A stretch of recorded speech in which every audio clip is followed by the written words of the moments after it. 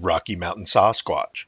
There are many Bigfoot sightings reported near reliable water sources such as mountaintop springs, creeks, rivers, and even lakes. Several reasons for these sightings. First, people travel, recreate, and fish in places like this and hang around places like that during small game and large game hunts. Every animal person, and I suspect Bigfoot, needs to drink water once in a while. Plus, there are more food sources at or near water, such as nuts, berries, and game. I would like to go over this guy's Bigfoot report that happened next to the Yellowstone River in Montana. From Wyoming into Montana, this river has its fair share of Bigfoot sightings reported. Justin Meyer writes RMSO. I'm 47, born and raised in central Wyoming.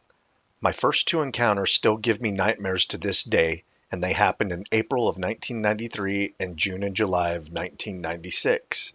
I get sweaty palms, gut is wrenched, and the hairs on my neck raise every time I mention these encounters. To this day, I get petrified of going into the woods or anywhere near them. I will not camp along rivers or lakes, and if I do, I make sure that there are other campers close by, while having at least bear mace with me and my car within 5 feet of my tent. We are taught that these things aren't real, but I know better. To make it short, in my first encounter, I was fishing at this pond near South Billings, Montana, along the Yellowstone River. And I share these locations because others need to know that these beings are there. While fishing, I heard some splashing coming from my left and across the pond near this footbridge that I was sitting near. I shrugged it off. I heard it again, looked up, and I about crapped myself. This giant stood up out of the water from about 70 to 75 yards away, looked right at me, and this damn thing locked eyes with me. And it was never bothered that I'd seen it. It didn't run, yell, or anything other than lock onto me and casually walk into the tree line. At every few steps, it would look at me over its right shoulder. I started to gather my things and walked out backwards to the parking lot. This other guy showed up and I tried telling him what I just saw, and his reply was, "I see them a lot." I was bewildered, intimidated, scared, and beside myself in disbelief. I've been close and petted a male African lion in a cage. No fear like this thing. And I've seen a great white up close. Nothing like this thing when it come to fear. The next day after the ridicule that I got from family and friends, my brother and a friend went with me back to the pond. They were giving me crap, of course. Our friend, who was about 6'8", ended up having to raise his hand while standing on a stump next to where this thing walked past, and we measured it to be 9 feet tall and over 4 feet wide at the shoulders. It was auburn in color, a cone-shaped head, long hair in certain places, a flat-like face, dark in color, long arms, great physique, and it would have towered over both Shaquille O'Neal and the pro wrestler Big Show, Paul White, in whom I've met both. My brother and friend weren't laughing after I pointed out some footprints measuring about 20 inches long by 9 inches wide with 5-foot strides. Justin Meyer continues. My second encounter just near the Res and Mountain Man side of my hometown of Riverton, Wyoming, also while fishing, involved me, my stepdad, coming across a den that was dug out under the side of a dry river embankment. I seen footprints in the mud. They were around 16 to 19 inches in length each. My stepdad blew it off. I knew better and reminded him of what I saw in Montana. He said it wasn't real. I instantly started scanning the trees, which were sparse, and sure enough, I spotted an all-black one from about 80 to 90 yards away, swaying from behind a tree. Needless to say, my stepdad then just become a believer. 2 nights later, several of us heard it yelling during the 4th of July from maybe 100 yards or less, and at about 300 yards from us, we saw it. Then a few nights later, being woke by the neighbor's dogs going crazy. These huge black fingers were reaching through my bedroom window. It only opened a few inches from the bottom to the top, being a mobile home. And just like when we were at the den, there was this smell, like trash and feces. I got my ex-girlfriend up slowly and onto the floor. I then stood up, and there it was. It was inches away from the window.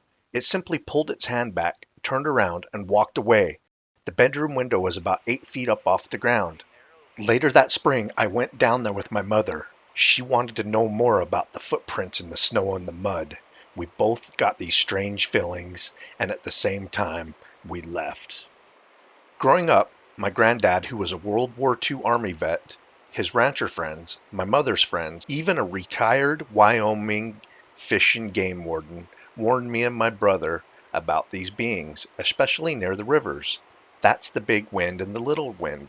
They rejoin in Riverton, Wyoming, where we seen it, and from Du Bois, Wyoming, due west of Riverton by 3 hours to Boysen Reservoir, which is about 15 miles northeast of Riverton, all within the Wind River Range, which is their backyard.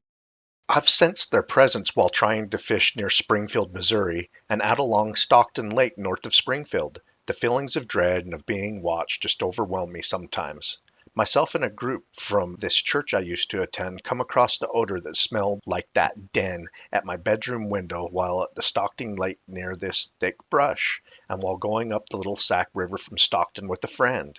There was a section of dread and fear of these things. He never said anything. I asked. He said nothing. Then this last June, me and my wife went through northeast Wyoming, and sure enough, not far from the town of Buffalo at this campsite, even though it was full of about a dozen fifth wheel campers just off the dirt road, we saw a few X structures with at least 40-foot pines stripped of their branches.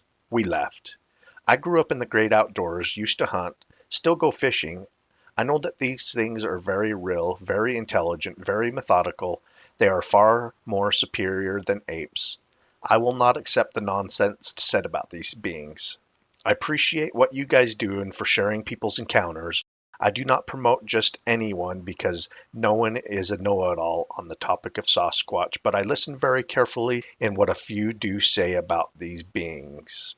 We must learn from each other, and we must never hand evidence over to the government or to Moneymaker because of how they treat those who have had encounters. Personally, I cannot accept that Sasquatch are some type of alien creature, but personally, I believe that they are half human, but of the fallen angels. That's just my beliefs. Take it however. I thank you guys. RMSO responds, "Hi, I read your encounter and sighting experience that you emailed us. I had a feeling they were in Du Bois. Did an expedition out there last June. I have also explored south of Billings around the Beartooth area and then west of Billings. We hiked the crazy mountains of Montana after receiving a Bigfoot sighting report, and there are also some 411 investigations in that area. Appreciate hearing from you. These sighting reports are very important to our group. It helps give us a window into the activity of the creatures, where they live and travel." Justin responds, "The first one was along the Yellowstone River just south of Billings. I believe it's called the Riverfront Park, which isn't even 1 mile south of town. There are two ponds, a wooded area, and of course the river. Then my second was at the Mountain Man Rendezvous site southeast of Riverton where the Little Wind and Big Wind meet. There are also two ponds and a heavy wooded area. It all borders the reservation. I've heard of the other encounters near Riverton, at the north of what was the train bridge up to the Boysen Reservoir, the Wind River Canyon, then going back west towards Du Bois and the ranches near Lander, all throughout the reservation.